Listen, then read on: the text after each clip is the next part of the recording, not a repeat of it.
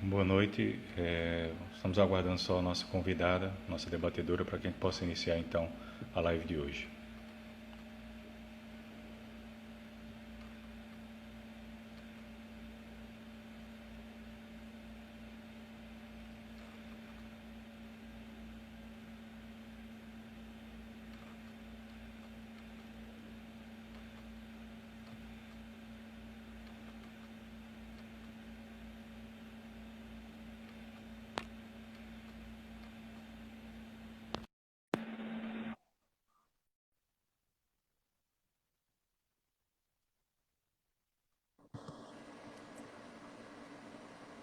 Boa noite, Monique. Boa noite. Então vamos iniciar a nossa live. Mais uma vez, boa noite a todos. Em nome do Conselho Regional de Fisioterapia e Terapia Ocupacional da Primeira Região, CREFITO 1, gostaríamos de agradecer a todos os presentes na live que iniciamos a partir de agora. Reforçar que o objetivo dessa live faz parte da grande campanha que nós temos hoje no CREFITO 1, atendendo os seus objetivos, né, que é de estar próximo ao fisioterapeuta, ao terapeuta ocupacional, de estar próximo aos estudantes e exercer o seu papel fundamental, em que é a defesa da sociedade. Então, com nessa perspectiva, nós estamos fazendo esse grande número de lives, no intuito realmente de estar discutindo, de discutirmos com toda a sociedade vários temas que são referentes às duas profissões, a fisioterapia e a terapia ocupacional. Gostaria de me apresentar, meu nome é Tarcísio Fulgêncio Alves da Silva, sou professor do curso de fisioterapia da UPE, Campus Petrolina, Universidade de Pernambuco, é uma instituição pública estadual, e estou na coordenação da Comissão de Desenvolvimento Científico e Educação do CREFITO 1, como também estou na coordenação nacional da Associação Brasileira de Ensino em Fisioterapia. E temos hoje, na noite de hoje, a grande honra de receber a professora Monique Carla da Silva Reis. A professora Monique é terapeuta ocupacional, professora da Universidade Estadual de Ciências da Saúde de Alagoas, membro da Comissão de Saúde, Comissão de Educação e de Ensino da Terapia Ocupacional também do CREFITO 1. Então, professora, boa noite. E pode dar Boa suas... noite. Boa noite. É um prazer discutir um pouquinho aqui nesse momento tão difícil que a gente está vivendo, né? Onde a gente precisa se aproximar por meios digitais e falar um pouquinho sobre terapia ocupacional, formação, que é sempre tão importante. Exato, e o tema hoje é exatamente essa, que é a valorização profissional, né, no cenário de formação. A ideia é essa, realmente, nós conversarmos um pouquinho sobre essa questão da valorização profissional e pensando, tendo como pano de fundo e como base fundamental os nossos cenários de formação, faculdades, centros universitários e universidades. Qualquer dúvida, vocês podem fazer por aqui, que eu vou tentar discutir aqui com a professora, vai ser um bate-papo aí de uma hora e bem à vontade, para que a gente possa realmente tentar minimizar algumas dúvidas e trazer algumas reflexões sobre a temática. Professora, eu posso começar aí fazendo uma provocação? Sim, claro. Professora, Monique, como é que a senhora vê, né, a profissão da terapia ocupacional na sociedade, e como essa sua visão e essa sua percepção ela reflete nos espaços de formação, nas instituições de ensino superior? Então, eu acho que eu vou fazer 10 anos de formada e, contando com o tempo de graduação, eu acho que a terapia ocupacional avançou muito. Socialmente, ela avançou muito e foram avanços em fases distintas da vida, né? Do tempo que se passou. Hoje a gente tem um destaque muito grande da terapia ocupacional na prática com autismo, por exemplo, né? Que é uma grande conquista, é um grande destaque. Eu vejo que as famílias valorizam, os médicos valorizam, mas a gente ganhou outros espaços também. Acho que é a partir do poder de reflexão da terapia ocupacional, né?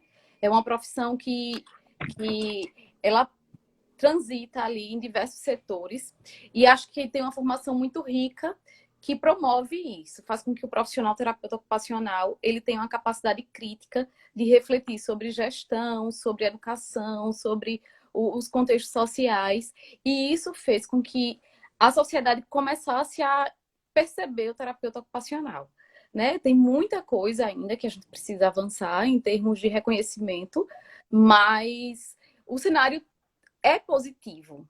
Ele veio a ser positivo ao longo do tempo. E isso reflete diretamente na formação, porque a gente percebe professores profissionais mais entusiasmados para dar aula. Na Uncisal, a gente conta com muitos colaboradores, que são aqueles trabalhadores, né, terapeutas ocupacionais que estão no campo de saúde, principalmente de saúde, né, porque os nossos estágios estão na área de saúde.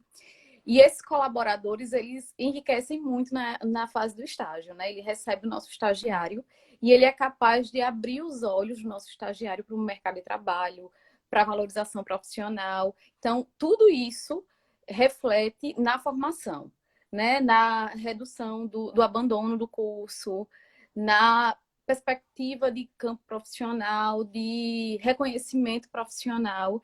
E faz parte, né? Está dentro. Eu acho que a capacidade de refletir. Nós temos alunos muito críticos também, e isso é muito importante. É importante a gente ter aluno do quarto ano crítico, porque ele vai influenciar o aluno do primeiro ano. É importante a gente ter professores, bons professores, professores críticos, engajados, produtivos no sentido de docência, de pesquisador, porque isso também transforma a docência, e a docência ajuda a transformar o mercado de trabalho também. E como é que a senhora vê, assim, professora, que a IES, a instituição de ensino, ela pode contribuir nesse processo de valorização? A senhora já trouxe alguns pontos, né? Com foco nessa questão da valorização profissional do terapeuta ocupacional. Como é que uma instituição de ensino superior ela pode contribuir para esse processo de valorização, na opinião da senhora? Olha, a IES, ela é como se fosse o espelho da profissão, principalmente quando a gente tem uma profissão como a terapia ocupacional no estado como Alagoas, que conta com uma única instituição. Então, a gente precisa se fortalecer, a gente precisa fazer esse papel social de representar.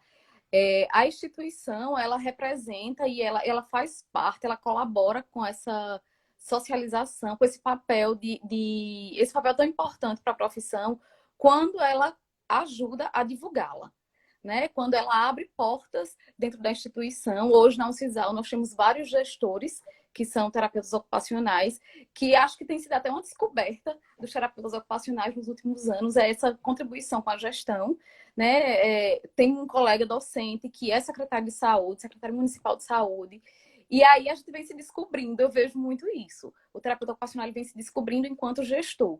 E uma prova disso é essa participação na gestão que hoje a terapia ocupacional tem dentro da universidade.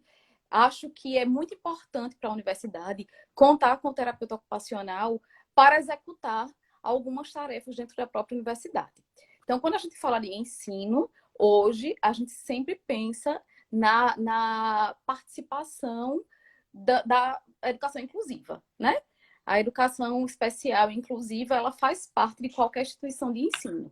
Então, ter um terapeuta ocupacional numa instituição de ensino superior que colabore com essas práticas, isso é importante. E isso eu sinto falta, em especial, né? Pensar políticas para receber públicos diversos, isso é importante. É importante ter terapeuta ocupacional dentro de unidades vinculadas à universidade, né? Então, como exemplo, nós temos a instituição que eu trabalho é estadual e administra alguns hospitais da rede estadual de Alagoas. É importante termos profissionais de terapia ocupacional atuando dentro desses espaços, tanto para formação quanto para divulgação profissional, para mostrar a prática profissional, já que essa é a única universidade que tem o curso dentro do estado, é uma universidade pública, mantida pelo povo, e a terapia ocupacional tem muito a fazer pelas populações, em vários âmbitos, né? A gente tem um centro de reabilitação que conta com vários terapeutas ocupacionais, que é a serviço do povo, é público, gratuito, mas ainda falta estar dentro de alguns outros espaços, e isso também cabe à universidade, né? Favorecer espaços, a presença de terapeuta ocupacional em alguns espaços, para que a gente seja cada vez mais protagonistas e faça o nosso papel e mostre a importância social da profissão. Professora Monique, até trazendo um pouco para a questão da fisioterapia, nós temos, claro, questões que são muito comuns quando a gente pensa na valorização profissional, né? O que nós, não sei se a senhora concorda comigo, mas o que a gente percebe é que os alunos, quando eles adentram na instituição de ensino, eles sabem muito pouco da profissão, né? Alguns têm um conhecimento muito, ainda, vamos dizer assim, mínimo do que é a profissão, não conhecem a sua profundidade, e isso é normal. Acho que isso aconteceu comigo, aconteceu com a senhora também. Quando nós adentramos na instituição, a gente ouvia falar, sabia o que era a fisioterapia, a terapia ocupacional. E nesse processo, a universidade, o centro universitário, a faculdade, a instituição de ensino superior, em resumo, ela tem um papel fundamental nesse processo de formação, não apenas técnica, mas também cidadã, do profissional, que vá a entender a sua profissão e, consequentemente, se valorizar. O que eu digo sempre, e eu falo isso muito com meus alunos, é que a gente só valoriza aquilo que a gente conhece. É impossível a gente valorizar aquilo que a gente não conhece. E é fundamental isso, o papel, no meu entendimento, da instituição de ensino superior, seja ela na fisioterapia, seja ela na terapia ocupacional, em que ela trabalhe aspectos em relação a essa formação do indivíduo de uma maneira mais globalizada, né? Mas de uma percepção não apenas técnica, mas também uma percepção de cidadã, para que realmente a gente compreenda essa valorização. É importante e muitas vezes a gente percebe um certo distanciamento entre a universidade e as necessidades sociais, né? E como a senhora já está trazendo, ela trouxe até alguns pontos aqui na sua fala. Então, nós temos que estar muito vinculados às necessidades sociais, o que a sociedade precisa.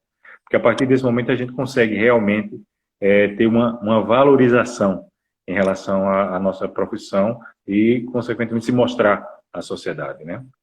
Sim, eu acho que enquanto terapeuta ocupacional e enquanto profissional de saúde e professora universitária, eu acho que a gente tem tentado formar profissionais visionários, reflexivos e críticos, né? Porque é esse profissional, é esse aluno também que vai fazer diferença. Várias vezes, assim, ao refletir sobre a profissão e sobre a atuação enquanto terapeuta ocupacional a favor da minha profissão, eu percebo que toda a origem das lutas, a maior parte das pessoas que fazem luta de classe, né, principalmente as profissões de nível superior, essas lutas são muito vinculadas à história em suas universidades, em sua formação. Eu percebo com os meus colegas de trabalho, com os meus alunos, com outros colegas que estão no campo técnico de atuação, que grandes profissionais que continuam lutando pela profissão são profissionais que lutam pela profissão desde a academia, né? Que se sentiram motivados para isso desde cedo. A gente tem profissionais incríveis, maravilhosos, que fazem uma diferença social enorme, mas que não se envolvem com a profissão. E isso é um pouco frustrante, né? Às vezes a gente vê grandes profissionais que nunca foram alunos empenhados para promover a terapia ocupacional, para lutar. É como se as questões financeiras, né, o sucesso profissional, acabasse, às vezes, ali embutindo um pouquinho dessa emoção de lutar pela profissão. E eu incentivo muito, eu sei que muitos colegas meus também incentivam muito essa participação no dia a dia da universidade, né? Assim, participar, quando o aluno participa, ele marca o território dele, né? Quando ele está ali no movimento estudantil, quando ele está no movimento da universidade, quando ele está mexendo aqui, quando ele está se incomodando, quando ele está refletindo e levando os outros à reflexão, ele passa a ser um profissional com uma diferença em relação aos outros, porque ele pode ser muito bom na técnica, mas além de muito bom na técnica, ele também consegue ser muito bom para mostrar a profissão, para mostrar a potencialidade da profissão, para fazer com que os outros reflitam com ele. Isso eu sempre percebo que vem da formação para a vida profissional. Então, esse envolvimento, né? Essa inquietação é muito particular, eu sei, né? Muita personalidade de cada um, mas faz parte e a gente precisa incentivar, né? Como docente da universidade, precisa incentivar isso. E veja, né, professora Monique, será que... Então, eu vou começar a fazer aqui, a partir do momento que nós estamos conversando, estão surgindo algumas perguntas aqui, e eu peço até que quem está participando pode fazer perguntas aqui, que a gente vai tentar vamos dialogarmos e também vamos tentar responder aqui as perguntas. Uma pergunta aqui é se a universidade ela está preparando seus alunos verdadeiramente para eles terem essa visão, né, e esse sentimento de valorização de suas profissões.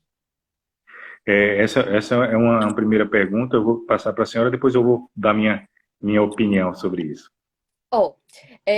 Como eu digo, é muito pessoal, né? Às vezes a universidade incentiva muito, eu sinto esse incentivo por parte dos meus colegas professores. Eu acho que a gente reflete muito sobre esse assunto. A Uncisal, ela tem um movimento estudantil legal, participativo, que se incomoda muito quando se sente acuado ou quando percebe que é necessário se colocar. A gente vê uma presença ativa desse movimento.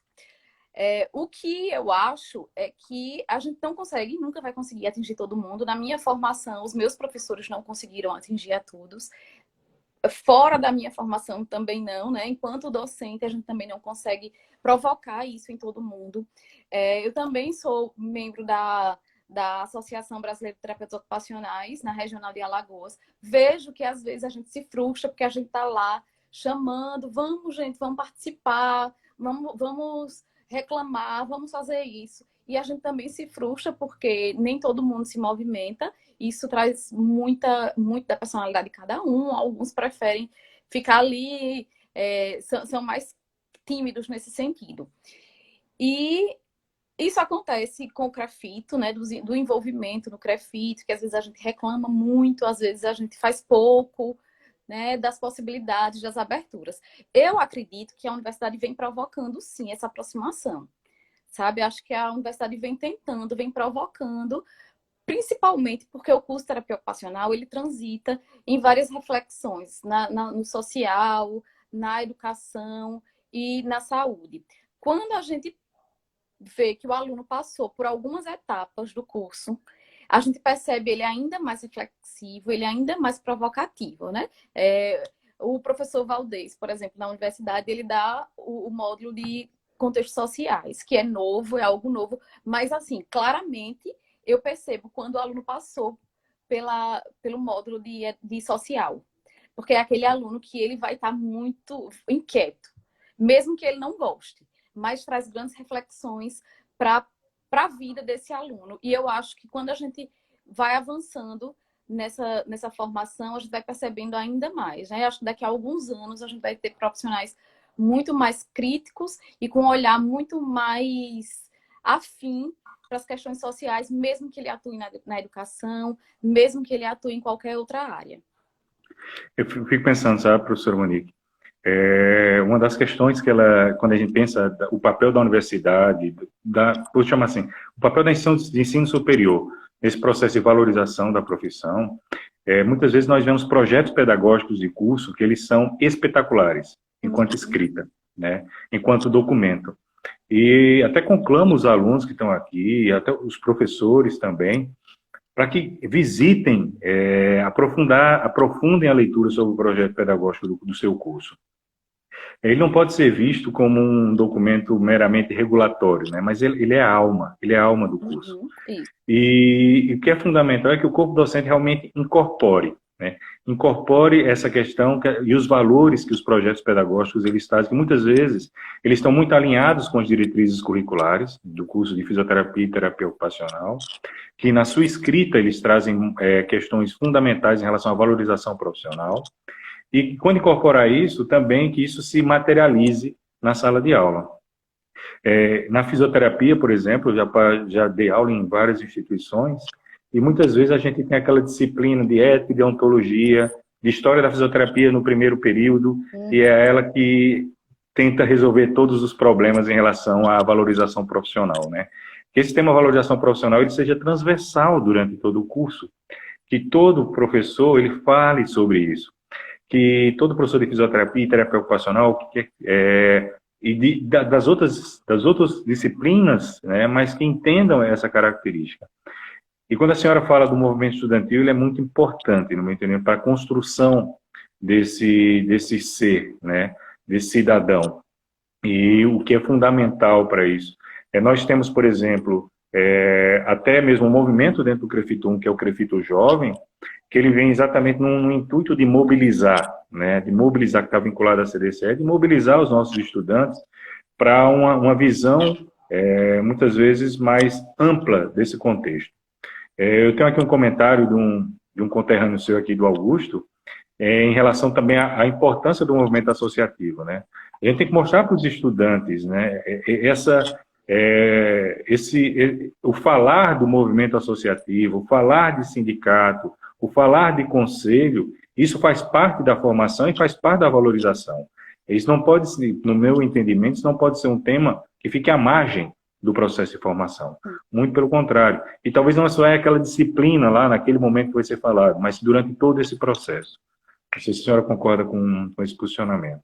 Sim, e quando a gente fala em se aproximar dessas entidades, né, das associações, dos conselhos, seja lá qual for, dentro da realidade de cada um, a gente fala também em aproximar esse profissional da sua prática ética e responsável, né? Essa colaboração, ela nos aproxima disso. Então, às vezes, a gente percebe profissionais tão distantes que eles esquecem até de consultar o código de ética, eles esquecem de participar ativamente das decisões, de se colocar. Quando chega a eleição das entidades, são profissionais que não conseguem distinguir o que foi feito ou o que pode ser feito de tão distante que ele está dentro das profissões.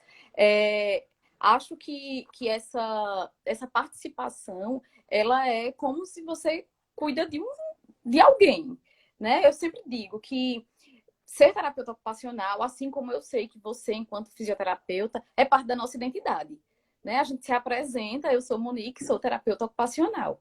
E isso se tornou, acho que eu me formei e pouco tempo depois eu me dei conta disso, né? O quanto a minha profissão, ela compõe a minha identidade. E como eu não vou cuidar disso, né?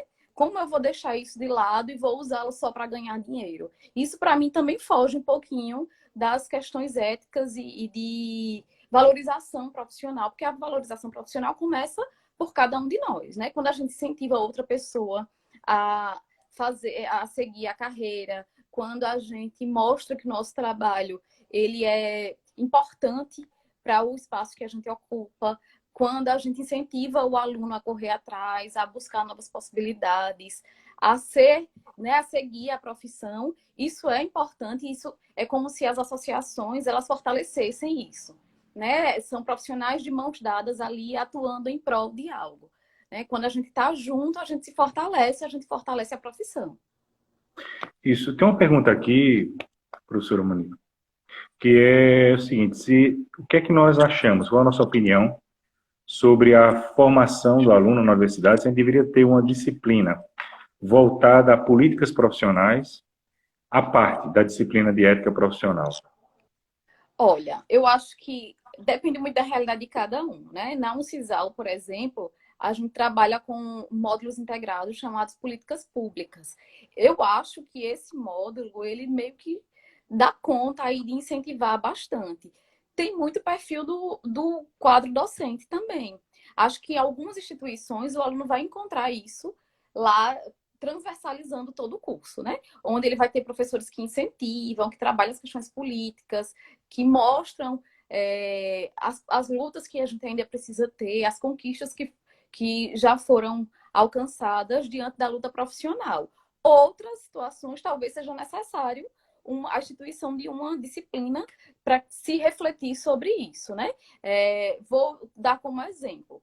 A gente pouco fala na terapia ocupacional sobre o referencial de honorários, né? Pouco se fala porque até pouco tempo atrás a terapia ocupacional era basicamente o SUS. Nesses últimos 4 anos, o setor privado vem crescendo bastante. Talvez seja a hora da gente se apropriar mais disso, porque a fisioterapia já caminha nessa reflexão há muito tempo, já tem ali aqueles embates com o plano de saúde, com outras construções que a gente não tinha porque a gente estava predominantemente no setor público. Mas a gente vem ganhando muito espaço no setor privado. Talvez esse seja o momento da gente parar e ver o que é que eu estou fazendo em relação a isso, né? Eu sei quais são os meus, qual é meu referencial. Deixa eu ver, vamos consultar, vamos refletir juntos, chamar na associação, buscar refletir juntos sobre isso. Mas é um empenho coletivo, né? Mais uma vez, é um empenho coletivo, que não vai discutir referencial de honorário, o grupo da direção da Abrato. E eu sempre falo uma coisa, assim, quando a gente está questionando várias coisas da terapia ocupacional, aqueles embates de grupo, de profissão, né? E eu sempre falo uma coisa, a Abrato hoje, ela é basicamente formada por profissionais efetivos, com cargos efetivos no estado ou em algum município. E aí a gente se incomoda em ir lá. Mas a gente vê os profissionais que passam hoje por dificuldade, talvez, pela situação de pandemia em que estamos vivendo. Né? São principalmente os profissionais do setor privado. O quanto esses profissionais estão distantes da gente. Né? Quando a gente vai ver a lista de associados, quem compõe a diretoria, quem faz o CREFITO, quantos funcionários públicos nós temos? Normalmente a maioria. Né? E aí a gente precisa provocar quem está no setor privado até para se atentar. Né? É uma situação nova, óbvio que ninguém nunca esperou passar pelo que 2020 trouxe. Mas é algo para a gente refletir em cima disso também. Né? O quanto eu preciso aprender sobre algumas situações que a pandemia trouxe. Como trabalhador autônomo, eu tenho sido mais afetado do que outras pessoas em outras categorias. E acho que isso é uma reflexão política e que deve vir também a partir de agora dentro das universidades, a partir do pensamento da minha vida pós-vida acadêmica, né? Como é que vai ser? Será que eu vou viver uma pandemia dessa daqui a 10 anos de formada também? E eu acho que são pontos importantes para a gente levantar a partir de agora. Professor Monique, e eu vou muito na sua linha, né? A responsabilidade que o corpo docente ele tem nessa construção, porque muitas vezes a gente participa de estar em algumas instituições e fala, aquele é o professor que fala de conselho, né? Identifica, inclusive, tem um professor que fala sobre isso, né? Tem um professor que defende essa questão, e que não deveria ser assim. Esse deveria ser realmente um tema transversal, que todas as disciplinas, os profissionais, principalmente os que são vinculados à sua profissão da fisioterapia e terapia ocupacional, trouxessem esse tema à tona em suas disciplinas. O que a gente vê muitas vezes é um movimento contrário, né? Alguns professores criticam, né, o movimento associativo, os sindicatos, os conselhos, e isso é muito ruim, porque isso faz com que a gente a gente perde a nossa identidade, aquilo que eu falei, de se conhecer, né? E é um movimento de desvalorização da nossa profissão, da fisioterapia e da terapia ocupacional. Então, o professor como agente ativo no processo de formação, realmente esse tema ele tem que estar sempre presente, né? E concordo muito com a senhora quando fala dessa questão da possibilidade que seja um tema transversal. E realmente, os professores têm que trazer mais essa vivência. E a senhora, fazendo essa provocação, que ela é fundamental para a gente pensar enquanto docente, da fisioterapia e da terapia ocupacional, é a gente olhar o nosso projeto pedagógico, olhar as nossas disciplinas e ver, vem cá, quem é que discute o referencial nacional de procedimentos? Né? Quem é que está discutindo isso? Isso não é importante no processo de formação? O nosso código de ética, realmente ele é discutido, ele é passado de maneira, vai lá, conheça o código de ética, né? E muitas vezes, professor Monique, até mesmo a questão da nossa identidade, né? O nosso princípio é avaliação e intervenção no modelo de trabalhos de avaliação cinético-funcional, de diagnóstico cinético-funcional. Essa é a nossa base, né? Então, nós temos hoje ainda cursos que não trabalham nessa perspectiva, né? Isso termina tendo uma grande influência na valorização e identificação, né? Na nossa identidade profissional. E a senhora trazendo agora também essa questão do tema atual, né, da pandemia, eu digo que assim, nós não temos, eu diria, pontos positivos pós uma pandemia. A partir do momento que alguém morre, então tem nem nada de positivo, mas acho que nós temos consequências. E uma das consequências que eu espero que fique aí, e que isso tem a ver com valorização, é a grande importância das evidências científicas, né? O quanto a melhor evidência ela é fundamental para uma tomada de decisão e valorização, né? Então, nesse momento que a gente está vivendo de incertezas e enfrentando, como a senhora falou, uma pandemia que enfrenta hoje, que a gente pode enfrentar uma daqui a não sei quantos anos, o quanto ter o quanto é perigoso não estar abraçado, não estar na sua base a evidência, a ciência, né? E que isso leva, consequentemente, a muitas vezes ter vários procedimentos que a gente fica em dúvida, que põe em risco a nossa sociedade. E a partir do momento que a gente, enquanto professores da fisioterapia e da terapia ocupacional, a gente ter a nossa formação, pelo menos baseada na melhor evidência, né, que a gente sabe que tem coisas que não tem hoje, que talvez terão, né, mas na melhor evidência nesse momento, isso tem também, no meu entendimento, muito a ver com a valorização da nossa ação enquanto profissional. Eu também acho que vale a pena a gente sempre refletir sobre a necessidade de nos apegar aos fundamentos das nossas profissões, né? O porquê a nossa profissão existe, como ela foi criada e como ela se sustenta até hoje, como é que a gente quer que ela continue. Isso é muito importante para que a gente consiga perceber a necessidade dela e se apegar ao que de fato é importante, né? Sem muito modismo, sem muita coisa extravagante, né? Quando a gente vai olhar para o fundamento da nossa profissão, eu acho que é onde a gente encontra essencialmente as questões mais importantes para se debruçar e para trabalhar diante delas. Nós temos até alguns comentários aqui que eu acho que vão muito que condizem muito com o que nós estamos discutindo, né?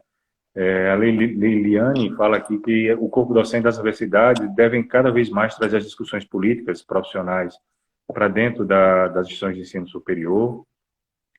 Temos aqui o Charles Omena, ele fala que ele trabalha vai na mesma linha da preocupação dele, de professores que muitas vezes criticam, sem trazer à discussão o papel das associações, dos sindicatos e dos conselhos. O Alan, ele traz aqui um comentário que para construir um profissional político é necessário trazer isso desde a graduação, falando então, ele está trazendo o termo aqui da consciência política do nosso estudante. A senhora acha que isso é um tema que é facilmente trabalhado dentro desse universo de instituição de ensino superior? Eu acho que nenhum tema hoje que tem a ver com política é facilmente trabalhado em âmbito nenhum da sociedade. Né? A gente vive uma sociedade muito polarizada e que a gente tem que concordar 100% com as posturas de quem a gente segue, digamos assim. Quando a gente pensa na política atual, né? Vamos falar aí do Covid e da cloroquina. Então, quem é contra a cloroquina é basicamente contra o governo, ou quem é contra ou quem é a favor do governo vai ser a favor do uso da medicação, esquecendo as evidências, esquecendo tantas outras coisas importantes que a gente tem que fazer. Acho que discutir política em 2020 é um dos maiores desafios que a gente tem em qualquer espaço social, dentro de casa, entre os amigos, dentro da universidade. Vai ser sempre muito difícil, porque o professor ele é sempre o socialista, né? Ele é sempre o comunista, ele é sempre o chato, é sempre aquele professor que defende não sei quem. E aí, isso provoca ainda mais um distanciamento de alguns alunos e aproxima mais aqueles que têm uma visão um pouco mais parecida com a da gente. Mas a gente tem que entender que nós somos seres reflexivos, críticos e políticos também. E que eu não vou defender esferas, né? Não vou defender polos, campos, ideias. E eu posso estar de acordo com algumas ideias e outras não, de alguém, enquanto posso estar em desacordo com outras e de outro fulano e ali, mas gostar de algumas posições dele também. Por isso que está tão difícil, né? A gente vem aí desde 2018, mais ou menos, numa situação bem difícil de discutir política ou qualquer outra coisa, porque as pessoas são inflexíveis. E aí, quando você chega na universidade, por exemplo, você pega aluno bem novinho, vou dizer por mim que eu entrei com 17 anos na faculdade, lá bem novinha, e com esse distanciamento político todo que a gente tem hoje em dia, se eu começo... Aí, o menino, ele veio de casa, né? Ele vem, ainda é aquela criança que saiu da escola e que tem aqueles princípios políticos e éticos muito enraizados com os familiares. Nessa discussão que se leva para a universidade, muitas vezes o professor também é atacado, né? Às vezes o aluno muda a visão, ele é crítico e reflexivo e ele nos acompanha, né? Não nos acompanha no sentido de ser influenciado pelo professor, mas no sentido de refletir, de pensar, que é isso que é o princípio da universidade. E às vezes ele simplesmente pega o famoso ranço da universidade ou do professor por ele trazer essa discussão política. Então, discutir política de conselho, discutir associação, discutir sindicato, é tudo muito difícil no Brasil hoje, porque essas instituições também estiveram no olho do furacão, né? São discussões que É, o governo trouxe para eu o olho vou, do furacão e também dificulta a nossa atuação nesse sentido, mas que é necessário que a gente não pode esquecer em momento nenhum, enquanto docente, a trazer essas provocações. eu vou até trabalhar aqui com um comentário que o Dr. Silano Barros trouxe, nosso presidente do CREFIT 1, né?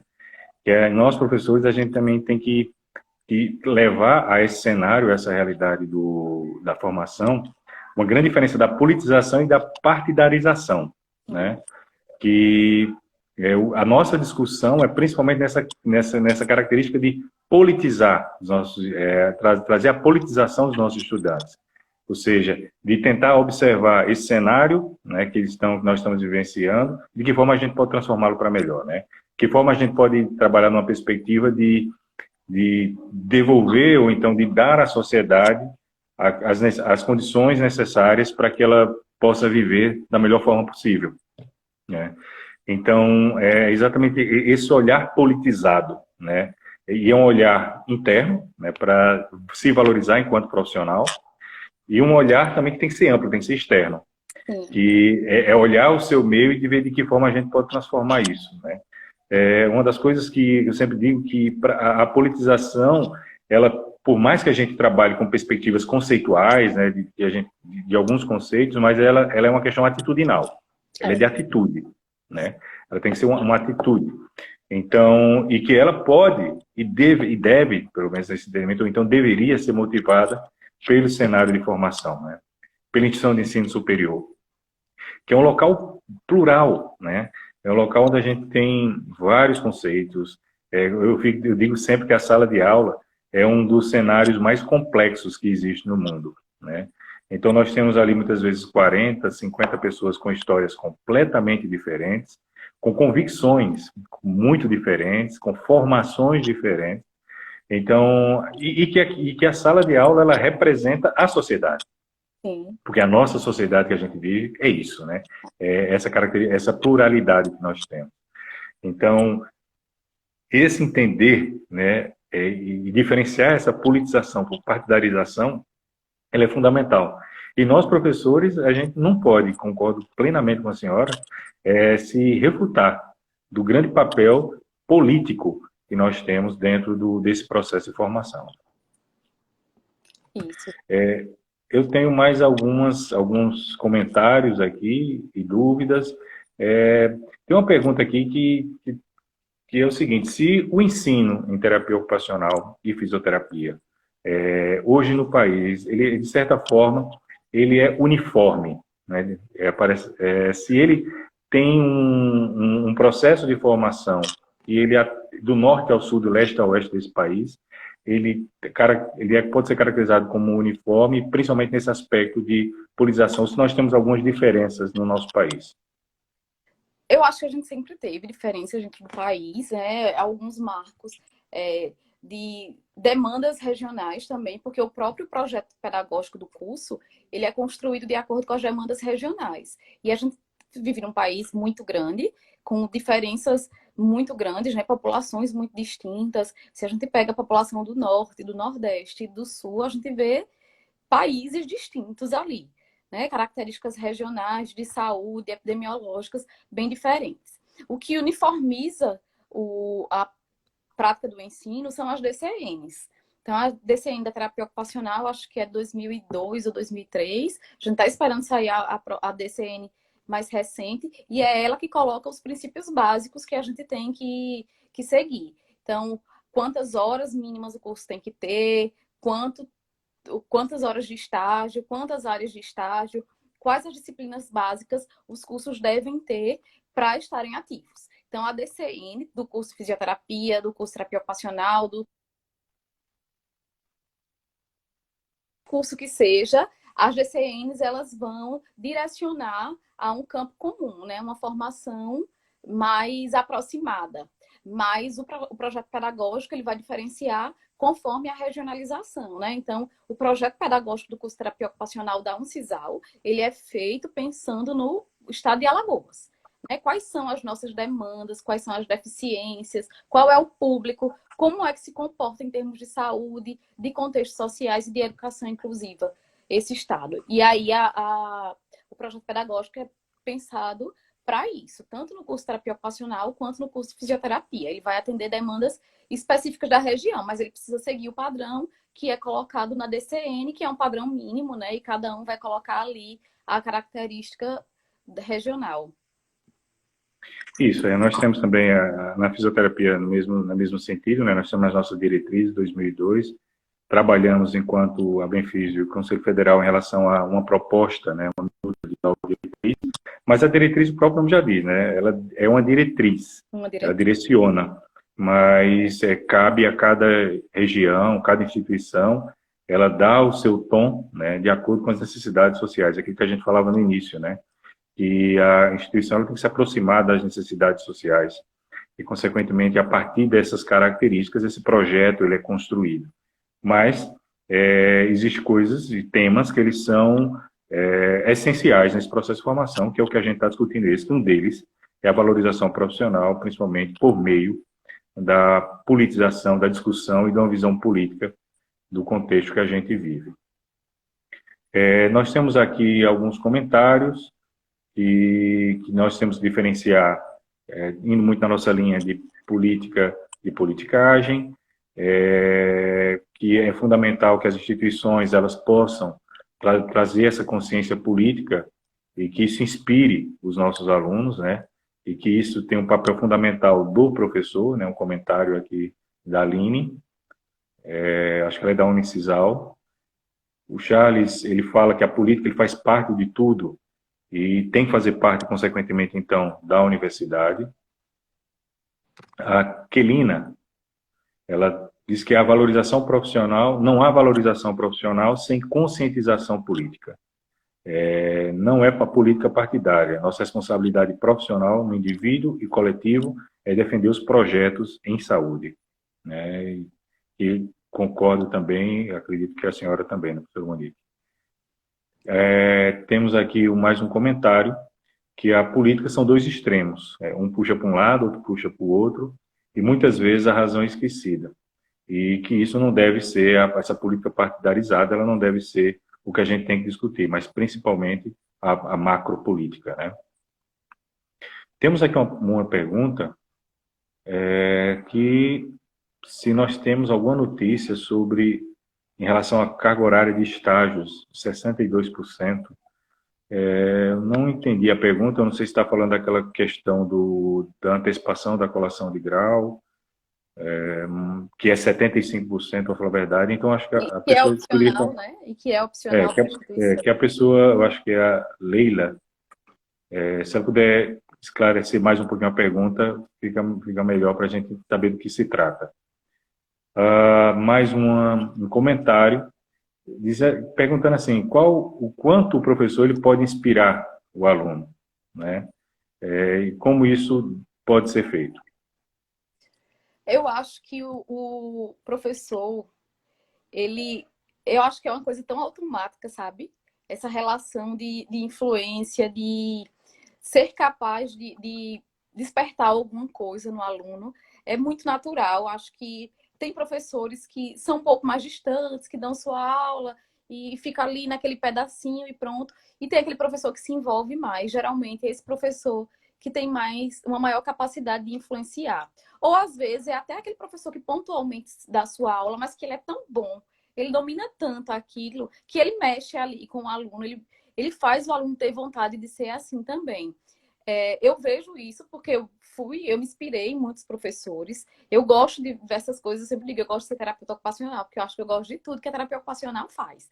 Né? Talvez não pudesse, não conseguisse atuar em todas as áreas, mas eu gosto de ser terapeuta ocupacional e acho que conseguiria me adaptar também a várias áreas de atuação. Mas sempre tem a inspiração em alguns docentes, né? Eu acho que eu, por exemplo, decidi ser professora, vi que era uma carreira que eu queria seguir, mais ou menos no terceiro ano da faculdade. Porque eu comecei a me envolver mais com alguns professores, com pesquisa, e isso me fez chegar até aqui, né? A ser professora também. Vejo que outros professores influenciam, assim, magnificamente alunos a serem muito bons em suas práticas, né? A querer muito, a desejar muito seguir determinada área profissional, diferenciar aquele professor, sempre ver aquele professor como um ser humano, como um grande profissional, e isso é inspirador sempre. É como se fosse a continuidade da nossa casa, né? O professor é o que vai dar os próximos passos da vida da gente, depois do que a gente aprende em casa. A gente aprende um monte de coisa importante em casa. Na formação da universidade, é como se a gente renascesse. Acho que todo mundo tem na vida as grandes memórias do tempo que passou na universidade, né? Seja a fase que mais saía, que mais curtia, que mais era cansativa, que fez amigos para a vida inteira. Então, o professor ele também é isso, ele também tem aquele papel, né? Eu fico muito feliz sempre quando vem um aluna, assim, esses dias foi a Dolores. Professora, ó, eu tô com um paciente assim, assado, me ajuda aqui que eu preciso pensar numa estratégia de tecnologia assistiva para esse paciente. Aí a gente vê o quanto a gente é importante e eu sempre faço questão de dizer o quanto eu estou aqui para isso, né? Meu papel não acaba ali quando eu termino de ministrar uma disciplina, um módulo, não fica por ali. Meu papel é continuar ao seu lado e é isso que eu quero. E eu acho que são essas atitudes, também tem muito do perfil do aluno, do perfil do professor, de estar presente, de se fazer presente na vida do aluno. E aos poucos, ele vai ficando, ele vai se tornando uma inspiração ou um grande colega, né? Aquele que eu também posso contar. Já precisei de ex-alunos, assim, de perguntar, de saber como era que ele estava atuando em determinada situação, porque eu vi o brilhantismo dele ali. Acho que somos todos inspiração para os outros, né? Gosto quando vejo o aluno super empenhado, assim, quando o aluno passa na residência, às vezes eu fico acompanhando no Instagram o quanto ele está ali empenhado e fazendo sucesso naquilo que ele decidiu. Isso também é uma inspiração para mim. Então a gente se inspira, acho que a gente deve se inspirar sempre em algo que traz informações positivas. E aí eu não vejo somente a figura do professor, né? Eu vejo do colega que está no campo trabalhando, que é inspiração para o meu aluno, quando eu dou exemplo, quando eu vejo o meu aluno achando lindo aquilo ali, super incentivado a seguir a mesma carreira, a aprender com aquela pessoa, e principalmente quando a gente, docente, né, se sente incentivador, né? Percebe que o aluno, eu também quero fazer mestrado, eu também quero ser professor, eu também quero trabalhar no CAPES, eu também quero lutar, né? Aí a professora Karine, que é uma grande inspiração para todo mundo, para alunos e profissionais, para gestores, porque ela está sempre ali, muito envolvida e muito motivada pelo que faz. Então, isso é que é inspiração, e acho que vai ser sempre, o papel do professor é esse também, de se trabalhar para não boicotar aluno, né? A gente, às vezes, também precisa ver que, às vezes, é o aluno que perturba, ou o aluno, qualquer coisa que seja, mas a gente também precisa se colocar nesse papel. Eu sou professora e eu tenho que me manter aqui no meu lugar. Porque, às vezes, eu acho que o aluno está me perturbando, mas, na verdade, eu sou uma inspiração para ele. Ou ele vai ser para mim também lá fora. E aí a gente precisa pensar que todos nós nos inspiramos quando a gente faz alguma coisa que pode produzir algo positivo para o outro. Eu sigo a sua visão, professora, seguindo o seu comentário. Eu digo que, devido a essa complexidade desse cenário de formação, que é a sala de aula, né? Quando eu digo sala de aula, é um ambiente de formação, que pode ser um laboratório, a sala, o que quer que seja, o cenário. O que faz realmente, eu acho que nós somos, algumas vezes, referências, né? E essa referência, ela vai não pelo conhecimento apenas técnico, mas também pela atitude, né? Então, a partir do momento que tem um professor que ele trabalha nessa perspectiva de politização, nessa perspectiva de valorização, essa referência, ela é carregada, né? Quando você falou, a senhora falou, Mani, da questão do movimento estudantil, né? Eu trago isso, por exemplo, eu participei do movimento estudantil, no meu processo de formação e o quanto isso trouxe reflexos na construção do profissional que sou hoje e do professor que sou hoje, né? Então, e nós tínhamos um professor que era referência, que era aquele que incentivava esse espírito, né? Então, isso nos reveste de uma grande responsabilidade enquanto professores e vivendo nesse cenário tão complexo de formação como a gente tem, que é a sala de aula. Eu tenho uma pergunta aqui, professora, que é para nós dois, que pergunta o seguinte, como vocês percebem a relação da valorização profissional com o incentivo e investimento em pesquisa? Olha, eu acho que a gente sofre muito ultimamente, né? Nos últimos anos tem sido muito difícil fazer pesquisa, principalmente para o professor, porque o professor dá conta de muita coisa, ele tem muita responsabilidade e a gente não tem incentivo financeiro. Normalmente a gente não tem incentivo financeiro para fazer isso. Eu sofro muito particularmente, acho que a universidade que eu trabalho sofre muito com falta de espaço físico, principalmente porque, assim, a questão das bolsas, a gente se apega somente às bolsas de iniciação científica, mas a gente não tem um espaço físico próprio para se reunir com o aluno. É uma série de coisas que envolve a questão da pesquisa, né? O incentivo financeiro, normalmente, ele é o último que a gente espera, né? A gente sofre muito, a gente tem muita dificuldade em fazer ensaios clínicos, por exemplo, que são estudos mais caros, que demandam tempo e demandam muito envolvimento, né, para que ele aconteça e que tenha sucesso. Então, a gente sofre diariamente com isso, a não ser os grandes laboratórios de pesquisa que conseguem grandes financiamentos através de editais, sem falar que precisa ser doutor, precisa de uma série de coisas para a gente conseguir os melhores financiamentos. E é muito difícil, porque os editais estão cada vez mais escassos, a gente tem dificuldade de infraestrutura, a gente tem dificuldade com carga horária, com uma série de coisas que a gente não consegue dar conta da pesquisa de campo, principalmente. A gente tem dificuldade em fazer trabalhos mais elaborados, né? Não é só a falta do dinheiro, porque dinheiro a gente já se acostumou há muito tempo a trabalhar sem, né? Fazer mestrado, doutorado sem dinheiro, ter aluno, assim, pedir para o aluno fazer por voluntariado. No máximo vai ter a bolsa dele, que ele vai ter que pagar passagem, fazer um monte de coisa com aquele dinheiro da bolsa, que é pequena, porque o laboratório, o pesquisador, ele não tem condições de custear matéria-prima, ele não tem condições de custear um espaço, nem nada. Então, eu acho que é um sofrimento coletivo esse para qualquer pessoa, para qualquer pesquisador no Brasil. E é o que nós estávamos discutindo no início, né? Quando a gente fala em valorização profissional, em valorização, a gente fala que a nossa ação ela tem que estar baseada em algo, né? E cada vez mais é fundamental a gente estar baseado em evidência científica. Mas para se ter evidência científica tem que se fazer ciência, Isso. né? E realmente o que existe é uma grande dificuldade em relação a fazer ciência no nosso país, e principalmente em questão de investimento. E isso, consequentemente, tem uma relação direta, né? Direta à valorização profissional. Porque a partir do momento que a gente não consegue fazer ciência, a gente não consegue ter evidência e, consequentemente, as nossas ações, e a gente quer fugir muito da questão do empirismo, né? A gente já vivenciou isso, então se a gente quer ter a base na ciência, e isso reflete diretamente na valorização, infelizmente não é um momento que a gente está vivendo hoje, que incentiva isso e, consequentemente, que a gente que tem essa relação estreita com a valorização profissional.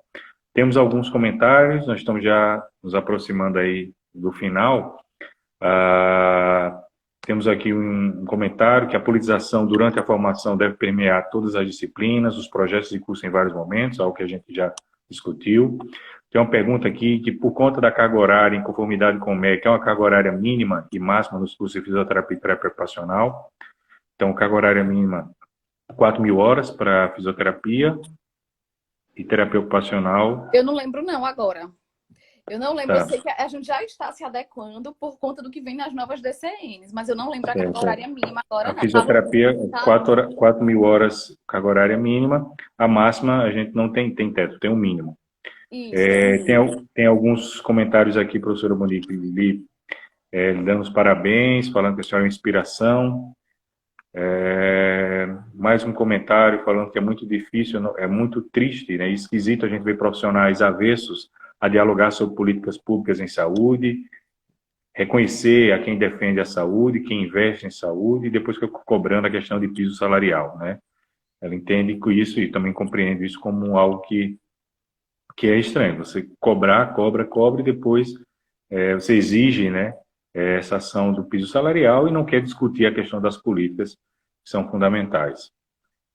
O comprometimento do coordenador de curso e dos docentes, as políticas públicas, as resoluções das categorias, isso deve integrar o processo de formação. Fala do movimento estudantil. Então, são comentários que vêm muito aqui, coadunam com o nosso pensamento e a nossa discussão.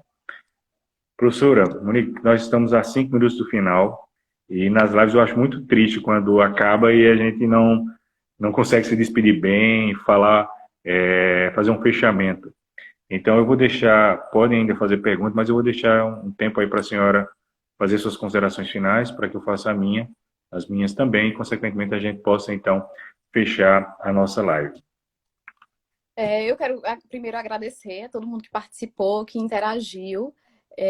Quero dizer que nós todos, terapeutas ocupacionais, fisioterapeutas, profissionais, docentes e estudantes, estamos envolvidos nessa luta pela valorização profissional. Isso não é pontual, isso é constante, né? É algo que a gente vive todos os dias e que as demandas, ainda bem que são contínuas, né? Porque isso nos tira também da zona de conforto. Que a gente tem que sempre não se preocupar, se não viver com o foco de inspirar ninguém. Mas é muito bom quando a gente consegue fazer isso, né? É muito bom quando a gente também consegue perceber os outros.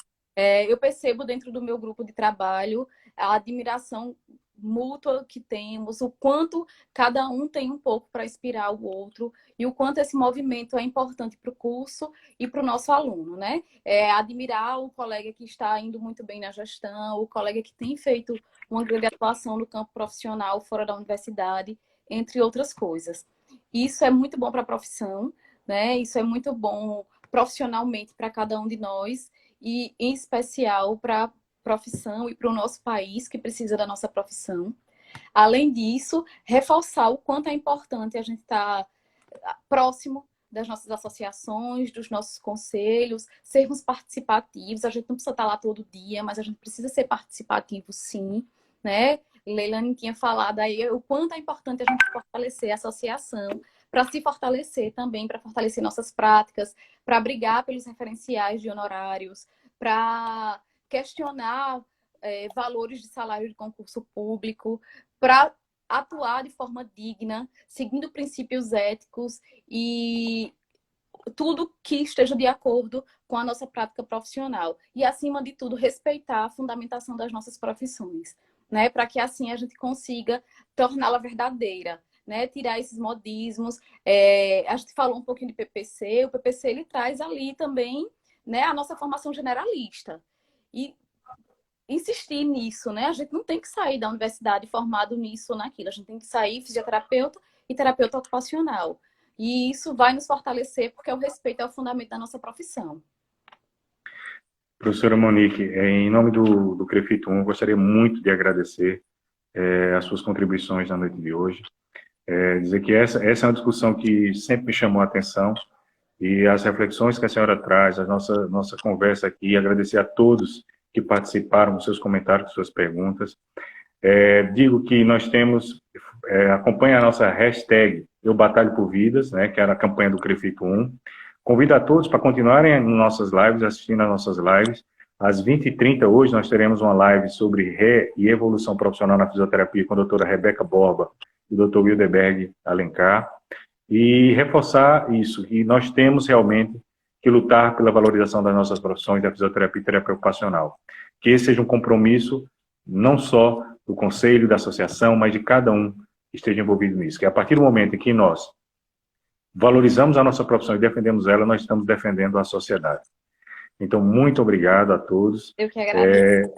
Saibam que